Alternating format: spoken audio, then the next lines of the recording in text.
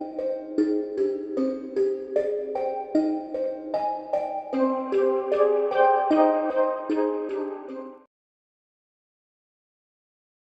guys, welcome back to Release the Craftin. Bristol here with another episode of Storycraft. And today we're talking Poltergeist. And Poltergeists, plural. And I think you guys will enjoy this episode. If this is your first time joining in, Storycraft is a series where I do a craft and tell you guys a story. And right now we're in the middle of our Tales of the Paranormal series. And that's going all the way through October into the first week of November because I have so many spooky things I want to tell you and the people demanded it. So it is. So in the middle of this I thought I would pick something that has always been like in the back of my mind as one of my favorite-ish movies. And like all the stories I heard about it that continue to like follow me around, much like the Poltergeist followed them around. I thought, what spooky thing can I tell you guys that's been sort of sitting in my head, living there rent free since I first saw it. And every time I hear another conversation about it, continues to like dredge up the initial feelings of my first watch. And that was Poltergeist, the movie. And I'm talking about the movie from 1982, not the remake. And I'm not really going to talk about that. I'm going to mention it. I'm not going to talk about it. It had its merits, but there weren't that many.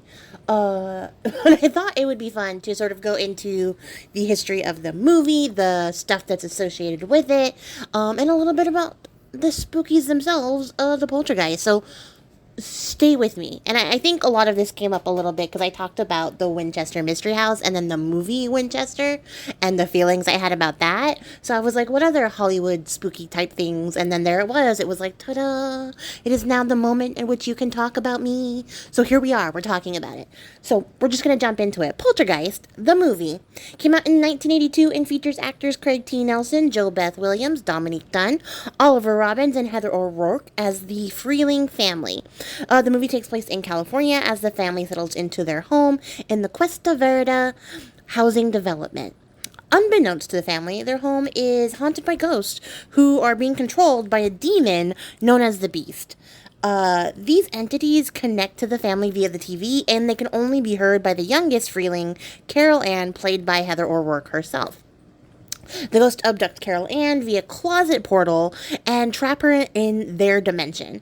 And the Freeling family starts to seek some help from some parapsychologists. And when that proves ineffective, they bring in medium Tangina Barons, played by Zelda Rubinstein. And Diana Freeling manages to channel some super mama bear energy and crosses over to the other side by passing through the portal and saves her daughter. The family then discovers that the haunting comes from the paved over burial site beneath their home, and they manage to get away from their house just as it collapses in on itself and falls away into the dimension of the ghost. There's actually two more Poltergeist sequels that came out in 1986 and 1988, and they continue to follow the family, specifically Carol Ann, as she continues to be targeted by the ghost. It was rebooted again in 2015, and as of this recording, another reboot is currently being developed via Prime Video, so we'll see what happens with that. Pre-pandemic, it was rumored that the Russo brothers were going to be involved in a Poltergeist series relaunch, which I was really looking forward to, but sort of seems dead on arrival once pandemic hit. I don't know if they're involved in the Prime Video thing, and I'm not sponsored by Prime. I could be sponsored by Prime, but I'm not. So I'm not going to look that deep into it. We'll see what happens when it comes up. The movie was a hit at the time of its release and continues to actually stand the test of time to this day. Upon recent rewatching, the practical effects hold up really well, all things considered. And the movie is still a good watch. Like, it's still enjoyable. So if you haven't seen Poltergeist already, I would say definitely watch it. It's not that long of a movie, and it's still pretty darn good considering how old it is. So at this point, you might be asking yourself, why am I giving you a generic review and synopsis of the movie? Well, that's because I have some real-life history for you guys regarding the origin of the story, and something you may or may not know, Poltergeist the movie is cursed. So let's talk about the history here. The Herman house and everything that occurred there. So in the February of 1958, in Long Island native named James Herman got a call from his family while he was at work, and the wife his wife was calling to tell him that herself and their teenage children heard a cacophony of popping sounds. Words are so hard right now. They heard a cacophony. I can say cacophony, of popping noises, resounding around the house. So there's just a bunch of pops like firing off from all sorts of various rooms around their house. And upon investigation, they found several uncapped containers of various types of like junk, different bottles and stuff, essentially spilled or knocked over in different rooms around the house. One of those containers happened to be a vial of holy water, which spilled all over the dresser. James wrote the incident off as the work of some prankster teens and told his family to stay calm. Which is easy to say, James, when you're all the way over there and you're not all the way over here, because who are these teens?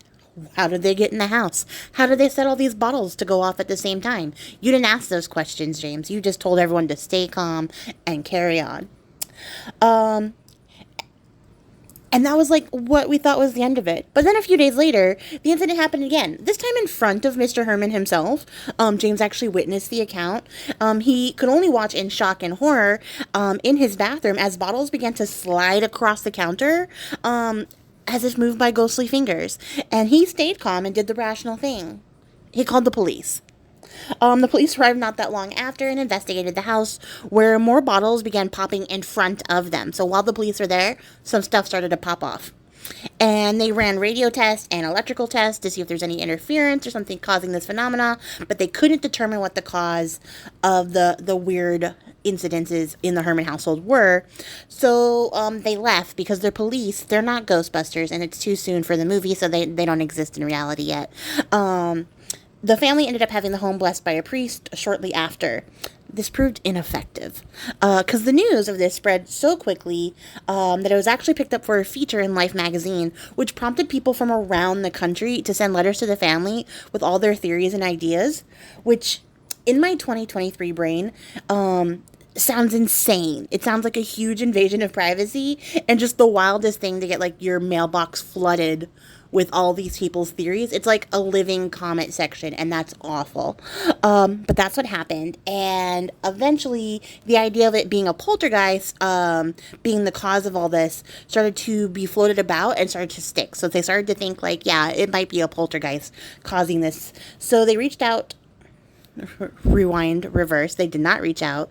Parapsychologists started to examine the case themselves, and they thought it was an unusually interesting one because the Hermans were the first to own their newly built home, having purchased it just 5 years prior in 1953, and there was no evidence of any murders or death happening on the land there prior to that instance either. So Dr. J.B. Ryan, who was director of Duke's University Parapsychology Department, about a month after the disturbances began,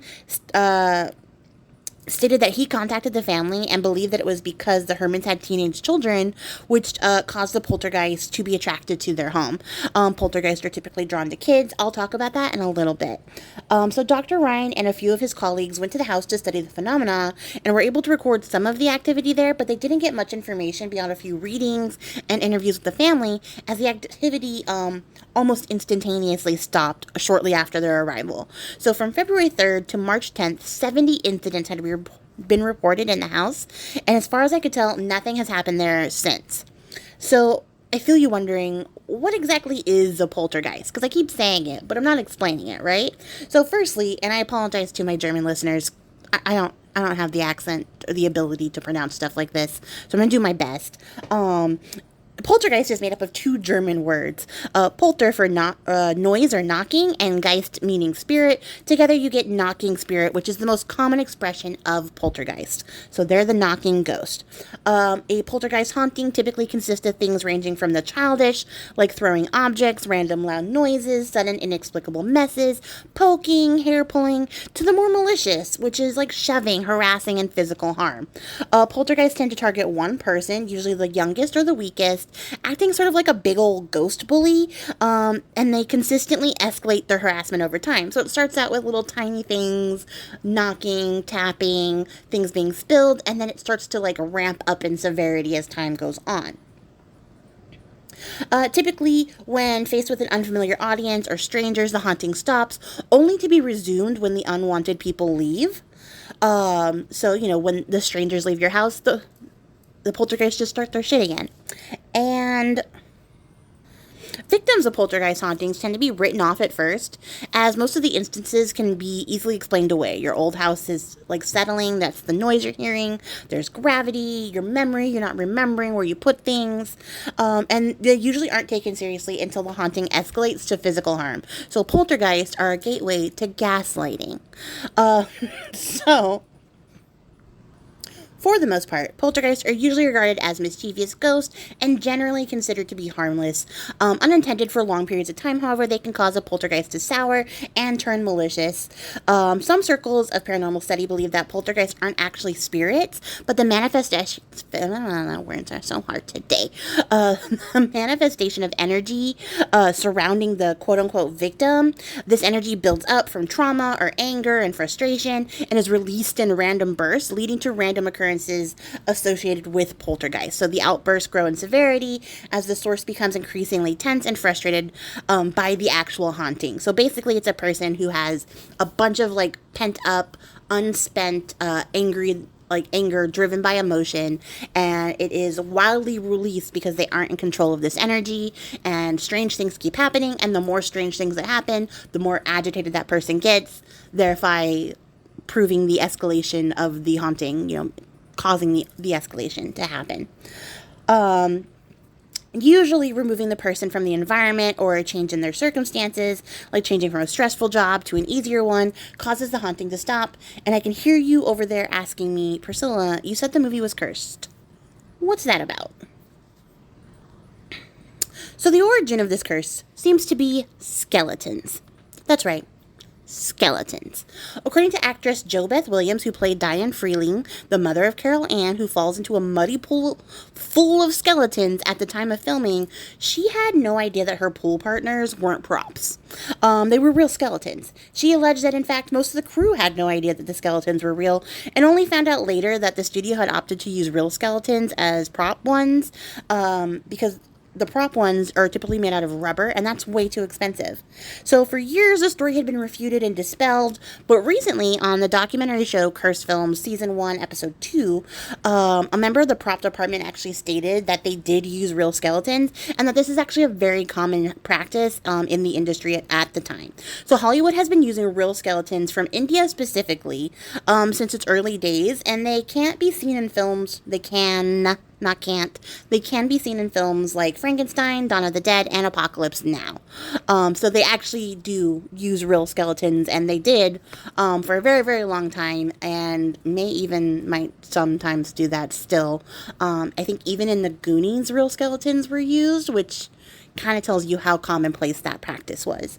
So she didn't know that she was taking a bath essentially in muddy water with a bunch of real skeletons, and I feel like that should have been disclosed at some point. In addition to the skeletons, there was a series of spooky happenings on set, with many cast and crew members reporting strange vibes, minor ghostly experiences, i.e. things falling from shelves and disappearing, small hauntings, and the like. There was also a series of tragedies that followed the film even after the camera stopped rolling. Content warning for violence against women, child death, and murder coming up. Just skip ahead like 4 minutes. Sadly, only months after the release of the film in November, Dominique Dunn, who played the older sister Dana Freeling, was found strangled in her driveway. She had been assaulted by her abusive ex-boyfriend and left to be found by EMS. She would die 5 days later in the hospital after being removed from life support. Her attacker was sentenced to 6.5 years, but only served 3 years and 7 months of the sentence, and I'm only mentioning that because it's a bunch of bullshit. A few years later, Heather O'Rourke, the young actress who played Carol Ann, who was 6 at the time of the first film and was by then 12 years old, would be misdiagnosed with Crohn's disease and would within the year collapse from a cardiac arrest. She was flown to a children's hospital in San Diego where she died mid-operation from a bowel obstruction. Later it was revealed that she had been suffering from a congenital intestinal abnormality that unfortunately without the proper treatment ended her young life. Additionally, two more cast members died. Julian Beck, who played the evil preacher Cain in the sequel, died in 1985 from stomach cancer, shortly after he finished filming the second film. Also, from the cast of Poltergeist 2, Will Sampson, a Muskogee actor who played a Native American shaman on the movie, died after a heart-lung transplant. Sampson was a real-life medicine man who, by the request of his fellow cast members, performed an exorcism one night after shooting had wrapped for the day. The cast members, who had been reporting feelings of unease and a malicious intent, reported feeling relieved and at peace after the ritual was performed. In 1992, Richard Lawson, who played Ryan in Poltergeist, was aboard U.S. Air Flight 405 when it crashed into Flushing Bay. 27 of the 51 people on board were killed, with Lawson narrowly avoiding death. Adding bad luck to the effect of the Poltergeist curse. In 2009, Lou Perryman, who played Pugsley in the first film, was killed in his home by a recently released ex-convict with an axe. So, all of these deaths, particularly of the young actresses, compounded into the legend that this is the curse of the Poltergeist movie, which has been disputed and refuted, as the majority of the unfortunate deaths were from seemingly normal but sadly unavoidable causes. And there's a TV show and a documentary about the curse of the movie alone. I will put their names in the description below so you can check those out. So what do you think? Is the Poltergeist franchise cursed? And have you ever seen a poltergeist? Experienced a poltergeist? I'm actually genuinely interested if you've ever had any ghostly experiences like that. I would love to know them, so please share them with me. Actually, I think my idea going forward, I would like to, in October, read a bunch of scary stories on this segment from you guys. So if you have a scary ghostly experience, or like a spooky alien, or just something odd that like really can't be explained and it left you with the creeps, you can send it to me. You can write it out. All my socials are linked below, so there's different ways to send it to me. You can just shoot me an email with your little ghost story. I would love to read those. I think it would be really fun to read a couple of spooky stories from you guys. So yeah, here's my open call for submissions. If you are not certain about your writing ability, don't worry. I will help edit anything that needs to be edited. And if you are really intimidated by the idea of putting your story to print, you can send me a voice message on Instagram with your story and I'll just transcribe it. It's totally fine. It's not a problem. I think this will be really fun. Something that like we can all share together, and maybe we can make like a spooky live event out of it if I get enough submissions. So yeah, there's that. And that is basically all I have to say about the Curse of Poltergeist and Poltergeist themselves. I'm sort of two minds on what I believe Poltergeists are, because I do kind of think they might be spooky, mischievous ghosts. But then the other part of me is like, why? Why would there be a special, oh my god, I can't not talk today, a special type of ghost that just pesters you annoyingly? And then the other part of me is like, what if it is like uncontrolled emotional energy, and unregulated outburst of this emotion causes these horrible things to happen, and people don't even know that it's them who are doing it? That's a little bit scarier to me than a ghost who knocks over my stuff. I guess it's also worth noting that Poltergeist is not the only movie that has like a curse associated with it, or a haunting. There's actually quite a few, and if you guys are interested, maybe I'll do like a breakdown of a bunch of like different movies that are claimed to be cursed or haunted. I think that would be fun, so if you're interested in that, let me know. And I guess that's basically everything I was going to share with you guys today. It was pretty straightforward and a fun one. Oh, I do have some fun facts for you guys regarding the movie. Did you guys know that the movie, which was produced and co-written by Steven Spielberg, was meant to be a movie about aliens, and actually at one point was supposed to be a sequel to Close Encounters of the Third Kind? I didn't know that, and that's actually really surprising to me. But over time, it got reworked into something spookier, and a lot of people believe it's because Steven heard about the occurrence at Herman House that caused the story to shift in that direction. There's also some rumors stating that it's sort of been influenced by an episode of The Twilight Zone, in which a little girl gets lost in another dimension, and they have to go get her. Which is also very possible. It could also be an homage to that episode. I don't know. I'm not here to judge Steven Spielberg today. The movie was also directed by Tobe Hooper, who was the director of Texas Chainsaw Massacre. I also didn't know that, but granted, I first watched this movie ages and ages ago when I was a small youngling, and I didn't care who directed movies then. I only cared if they were good. And now I care because that's a really interesting thing. And he joined because Spielberg had a contract conflict that prevented him from directing two movies at the same time. And at the moment, he was filming E.T., the Extraterrestrial, which to me is silly. Let the man direct as many movies as he wants. He's pretty great at it. And also, interesting, my final thing of note, Drew Barrymore actually auditioned for the role of Carol Ann, but when Spielberg saw her, he thought that she would be a better fit for E.T., so her iconic breakout role there. And Heather O'Rourke wasn't actually auditioning. She was only accompanying her sister to the audition, and she just happened to meet Spielberg in the studio, and he liked her immediately, so that's how she got the part. So just, some interesting little nuggets I found while digging up the information of the history of Poltergeist and the actual true story behind it. Because I didn't realize it had an actual true story that could be linked to those occurrences. And yeah, it was a pretty fun one. So if you guys liked this video, leave a like and a comment down below, I guess. Yeah, that's a thing we do here. If you aren't subscribed already, you could be. It's an option. And if you made it to the end of the video, I appreciate your faces. I'll catch you guys all in the next one. Until then, happy crafting. Bye.